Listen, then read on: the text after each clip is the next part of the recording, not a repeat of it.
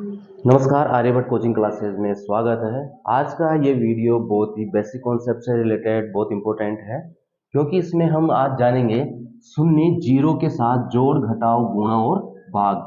जोड़ घटाव गुणा और भाग, शून्य को किसी संख्या के साथ जोड़ते हैं, घटाते हैं और गुणा करते हैं और भाग देते हैं, तो हमारा जो उत्तर आता है, हमारा जो हल होता है वो क्या होता है।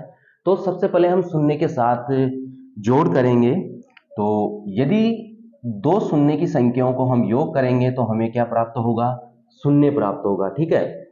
उसके बाद में एक के साथ में यदि शून्य का योग करते हैं तो हमें एक प्राप्त होता है, क्योंकि शून्य से हमारी संख्या में किसी भी प्रकार का कोई अंतर नहीं आता है, ना योग में ना घटाव में।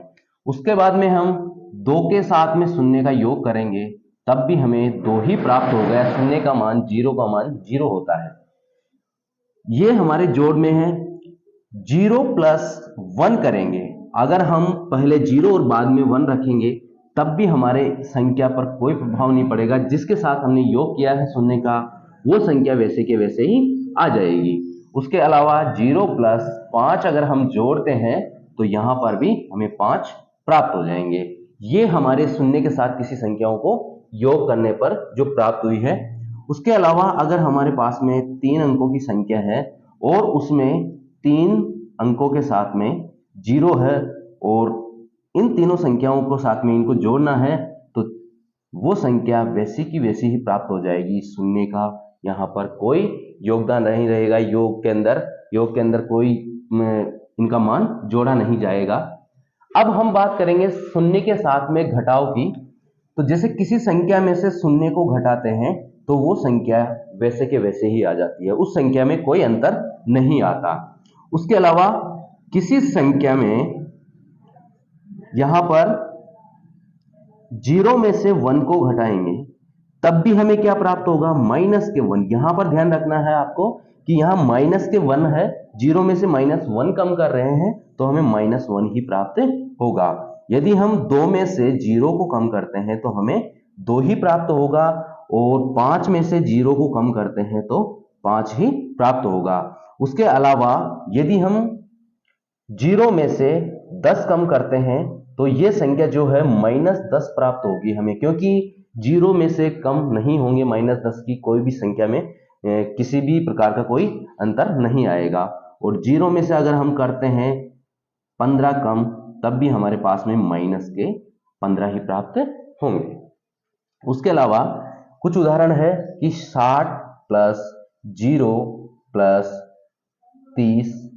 यहां पर 3 संख्या है।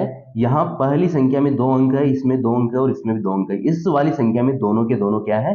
0 है। ठीक है। तो 60 और 30 90 हो जाएंगे।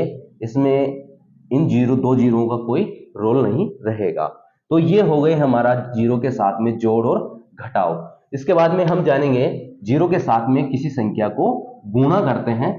तो यहां पर 0 को यदि हम 1 से गुणा करते हैं तो हमें 0 ही प्राप्त होगा, और 1 को यदि हम 0 से गुणा करते हैं तब भी हमें 0 ही प्राप्त होगा। किसी भी संख्या को 0 से गुणा करने पर हमेशा सदैव हमें 0 ही प्राप्त होता है।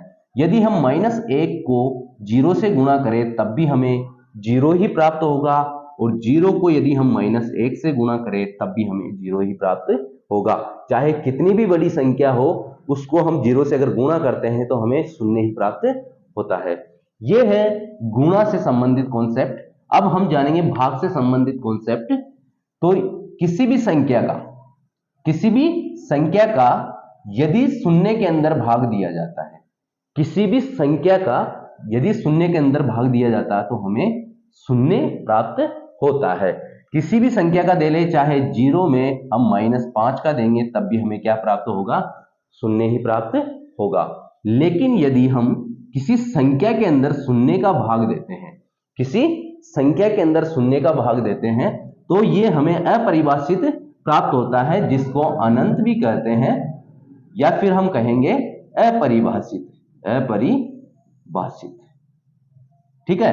तो माइनस की संख्या हो चाहे प्लस की संख्या हो, अगर शून्य का भाग देंगे तो हमें अनंत प्राप्त होता है। तो ऐसी संक्रियाएं में जैसे शून्य के साथ में जोड़ करे, घटाव करे और गुणा और भाग करे, तो उनके लिए ये बेसिक कॉन्सेप्ट जो है ये इंपॉर्टेंट है। कई सवालों में हमारे लिए बेसिक कॉन्सेप्ट जरूरी होते हैं गणित की जो हम शुरुआत करते हैं, तो ये जानकारी हमारे लिए सबसे महत्वपूर्ण होती है। वीडियो पसंद आए तो लाइक कीजिए और चैनल को सब्सक्राइब कीजिए। जुड़े रहिए आर्यभट्ट कोचिंग क्लासेस से। Thank you.